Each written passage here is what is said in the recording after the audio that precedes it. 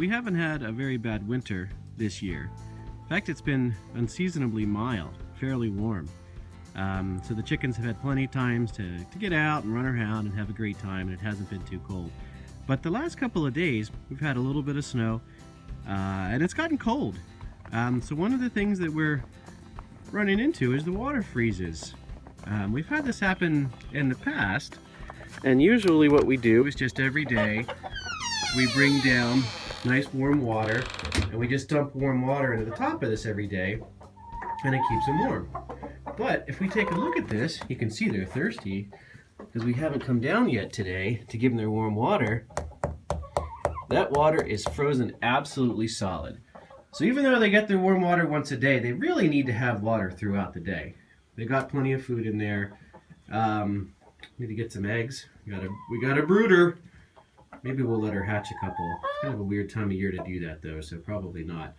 So anyway, the point of this video today is I need to figure out a way that we can heat this up so that they can have fresh water all day long. I know there's waterers that you can buy online that you plug in and things like that, but we really like the way this one is designed, where you can just unscrew the top of it, pour fresh water down in there, and it comes down the hole and fills this up. We haven't been able to find one that is this design online that is heated. So I'm going to see what I can do to figure out to make one on my own that'll work. So here's the birds. Actually, I'll go ahead and refill their food, gather the eggs, and then take this water up and see what I can do. So this is what we love about our chickens. I don't know how well you can see these colors here, but we get a couple different neat colors that you don't see too often. This dark brown is really nice, and then we get kind of this, well, it's an olive because it's an olive egg, or it's an olive colored egg, and then we get these kind of pale, yes, good morning, we get these kind of pale colored eggs, which are really nice as well. So we get a really nice selection of eggs. This is the base of the water. The jug just snaps down into place. So what we need to do, first of all, we have to clean it out. We need to figure out a way to have heat come up from the bottom and melt the water. So what happens is, as you can remember, the jug fits right here in the middle, and then the water flows out, and there's this trough that comes around here. So I'd like to figure out some way to have heat come up from the bottom and sort of heat up the whole bottom of this thing.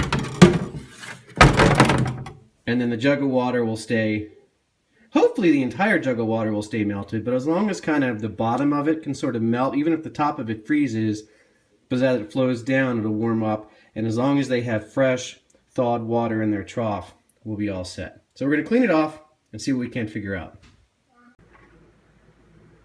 So this is what I've come up with so far. For starters, we have the bottom of a 5-gallon bucket, an old bucket. I cut off the bottom maybe 2.5 inches of the bucket. The idea is that this will sit on the ground in the chicken coop, and the water will sit on top of this. So as a heat source, I have this. This is actually designed to go inside of a gun safe. It gets warm, very warm, almost warm to the point where you can't hold it, but the idea of it is completely enclosed, and there's nothing that could ignite anything. So, you know, if any wood shavings or something like that were to sit up against this, it wouldn't catch on fire. It's designed to be in enclosed spaces and tight spaces, and it won't cause any combustion issues. I was hoping to put this inside of here, but it's too long. So I gotta decide what I want to do here. The idea would be that this would be underneath here, plugged in, nice and warm, heating up the area underneath the bucket. The heat would rise up through the holes, and it would keep the water melted. Not warm, but at least not frozen. So I guess the options are maybe try to figure out a way to fit this in here anyway, or find some sort of a larger bucket. I don't know. We'll see what happens. Well, here it is. you can see what I did. I just drilled some holes in the end, pushed this thing through. It's got these caps on the end, which I drilled a hole that was just the same size as the cap, so it was kind of hard to put in, but it wiggles a little, but it won't come out. I might be able to wrap something around here, a little bit of electrical tape or something to tighten it up, but I think it's fine.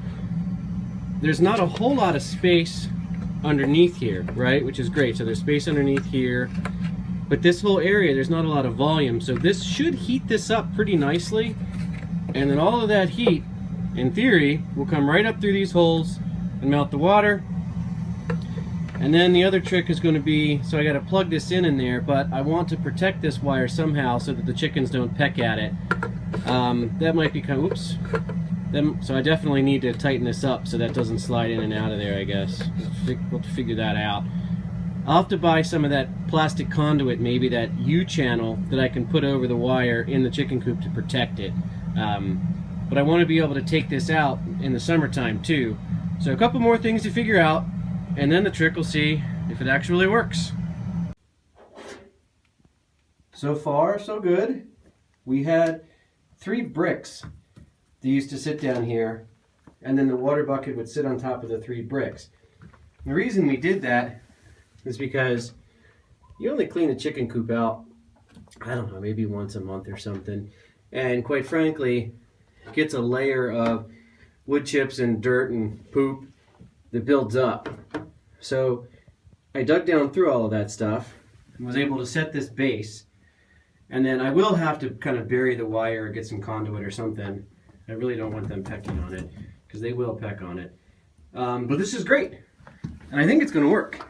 So that'll sit right there, and then this will sit right on top of it, which I like it that it's bigger than the green base with the heat, so it'll actually protect the ends of that little heater. The chickens can't get to it, so protected underneath there. Okay, well, I'm hoping that the weight of the water bucket will hold that in place. Well, we'll see. We're going to plug it in. We're going to set this on here, put the water on it, and see how it goes. Well, this is sort of the finished product. I put some nice fresh water in here. The rooster's enjoying himself. And it's pretty sturdy. So, oh, here comes the other rooster. These 2 guys actually, they used to get along for years, and now they don't. This one was really antagonizing the other one. So I don't know. We may have to get rid of this other one. I mean, he's really just kind of beaten down. Here come the hens. So for now, I just set a board and a brick on top of the wire. And then the cord just runs up here. I have it tucked around here. And then there's an extension cord that runs all the way up here to the outlet. Yeah, so you hear that? That's the roosters. This poor guy, wonderful rooster. I don't know what the deal is, just this guy started picking on him. So I think they're brothers. One of them's going to have to go, unfortunately.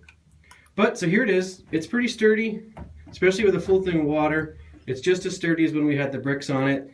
I've got it plugged in. We'll see. So hopefully we'll get some nice cold weather and see if it works. I'm sure that if it gets really, really cold, sub-zero temperatures, that it's still going to freeze. I mean, when it gets that cold, we do put the heat lamp on in here. So, you know, on super, super frigid days, we'll just have to bring them some warm water. But other than that, it should keep nice, fresh, thawed out water for the birds. They should be happy.